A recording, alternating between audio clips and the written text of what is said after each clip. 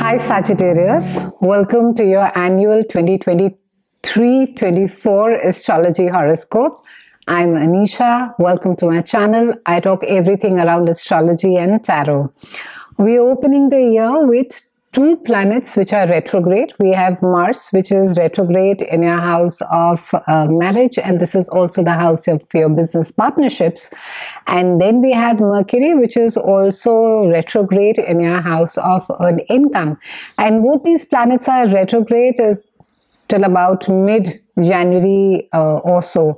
So things are off to a slow start, dear Sagittarians. It's a time of reflection. It's a time of introspection. It's a time of revision.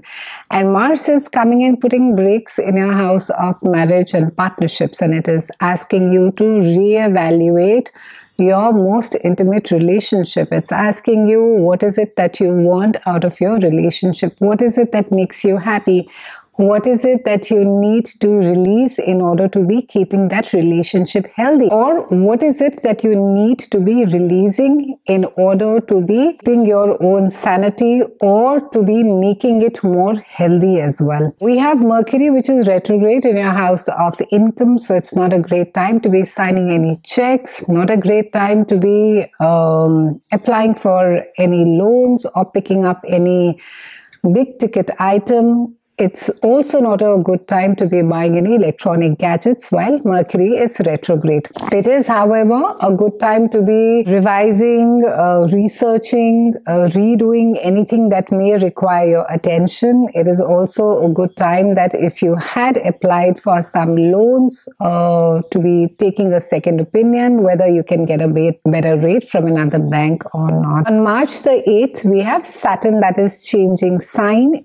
It is resonating with Neptune, which is there in Pisces, and it is moving into your house of home. This is the house of Cancer. It rules your mother, and it speaks all about healing. It speaks about forgiveness, and this is the entire energy for the next 3 years for you is going to be on reworking on your inner self. During this time when Saturn is going to be transiting through your house of home, your foundation, your roots, a lot of you could be looking at your life tree, you could be looking at your ancestry and where it is that you come from. So when Saturn begins this transit through the next house, that is the house of love, romance, creativity and children, you will be ready to differentiate yourself from others and embark on some important work which needs to get done on your ego. For now, however, you're going to be affected by your own attachments and how it is that you relate with, whether it is your mother or how it is that you relate with your children. Maybe some of you are obsessive compulsive about it. Maybe there are some unfound fears that you carry, and for some of you this really also speaks about your attachments in the past lives as well, your karmic ties as well. And at times, this literally means about reorganizing your home. So there could be some renovation that could be happening at home. You could be,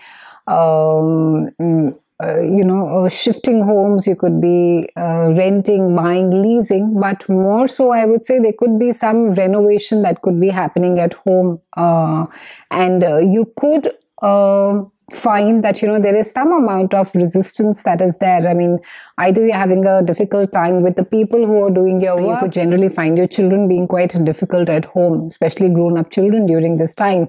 And it's also not a time where you could be feeling quite brave in the external world, Sagittarians. You could be feeling quite vulnerable as far as your own roots, your own foundation is concerned. But a lot of spring cleaning, emotional spring cleaning is required, and Saturn is going to be quite merciless over here. It's just preparing you to for your next house. That is when you finally move into your house of creativity and children, that you have completely worked with your own ego. And it can also be that for some of you, depending as to how the planets are placed for you, limitations can come from early your own family condition, and these could surface now. It has very little to do with your environment. You could just be your own enemy. You could just be holding yourself back from doing certain things, and there can be some frustrations that you will feel, because you feel the opportunities are very limited, that you cannot do much, and you could feel quite alone and unsupported in the world. But Sagittarians, it's like I said, you seem to be putting these limitations on yourselves. There's very less of what is it that the world is imposing upon you. So it can be that you could experience some delays and slowdowns while you reach a decision. There could be a lot of maybe movement as far as your work is concerned, maybe even as far as your health is concerned. And but as you get out of this transit after 3 years, you would have worked through a lot of your internal foundational stuff. On March 23rd, we have the planet movement of the decade. We have Pluto, which is moving signs, and Pluto has been there in your house of income for the last earned income for the last 20 years, and this is also the house of your self-worth. It's been there since 2008, and now it's rearing its head and it's looking into your house of communication.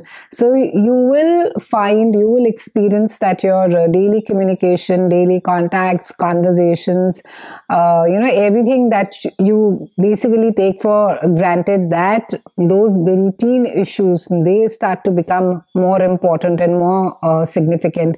And also, it's a time of profound psychological change. It's a time of internal regeneration, of self-criticism and questioning, which is going to be lasting you for many, many years, Sagittarians.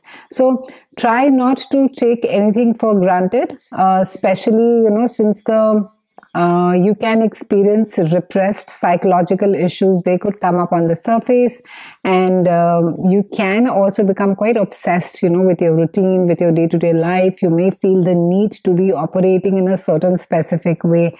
Also, it's a time wherein that even though Saturn could make you feel vulnerable, but it's a good opportunity for you to examine or challenge things that are superficial or outdated patterns of thinking. And even, what you say could offend some people whom you may come in your daily contact. They may just feel, why is it that you're thinking something which is so out of the box or so wild? But what you really have to do right now because Pluto is going to be there for a long time, it's there for 20 years, it's going to be developing your own intelligence and ability to deal with the environment, with a constant, dynamic, changing environment around you in a meaningful way. So also try during this phase, try not to sign any contract or any paperwork document without taking proper legal advice, because consequences can be quite far-reaching. If Pluto is not aspected well, then try and be extra careful while you're traveling. Be extra cautious, stay away from speeding, etc.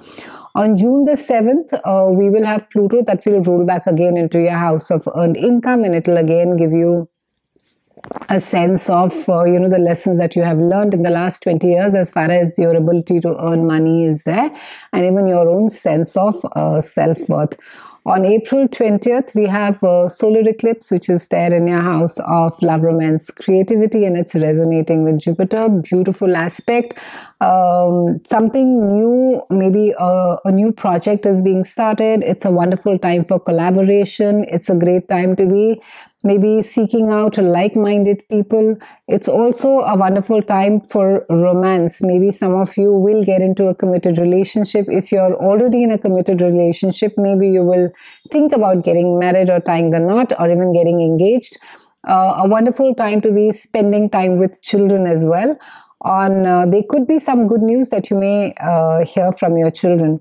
On May the 5th, we have a lunar eclipse, which is there in your house of career and reputation. So it can be that something comes to an end, something is reaching a culmination, it's reaching a closure, and it could be an emotional time for you. For Some of you, it can be that you're receiving accolades. Maybe people are recognizing your work finally, and you are being recognized as a pioneer in a specific field of your work.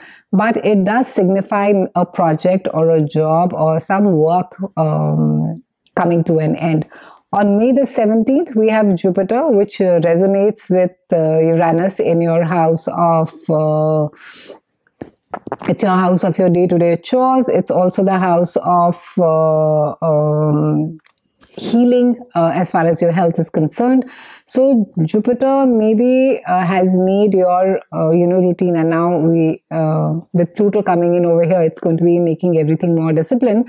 But Jupiter and Uranus in your house of day-to-day chores, there could be a sense of busyness. Maybe you don't know whether you're coming, you're going.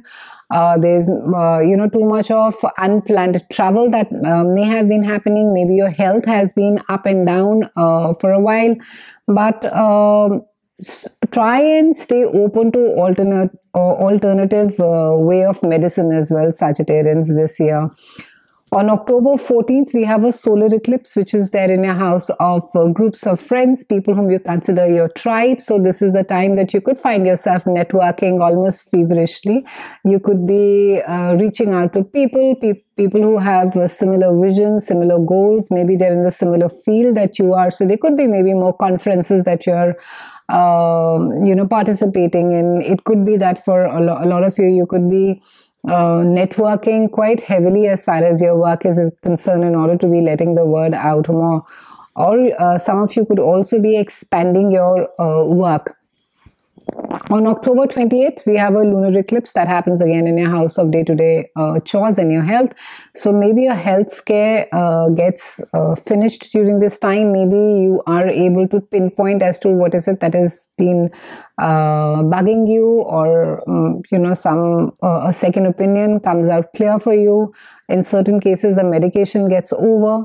For some of you, this also speaks about maybe you finally are defining your work environment as to where it is that you're working from. So the interesting thing also this year is that we have Mercury retrograde, which is there in Earth sign. And Sagittarians, you are fire. So even though you are, I would say, more or less a balance of planning and implementing, but this year the entire energy is a very earthy energy. So we have the retrogrades between April, May, August, September, and December and January 2024. So it's a time not to be ideating, it's a time not of debating, but it's a year of implementing. So try and keep that in mind. If you have been thinking of doing some work all these years, or maybe the last year you've been sitting and ideating and you've been procrastinating, it's a perfect year to be going ahead and implementing it. It's been a pleasure speaking with you, Sagittarians. I wish you a fabulous 2023. I'll see you again soon, and thank you so much for watching.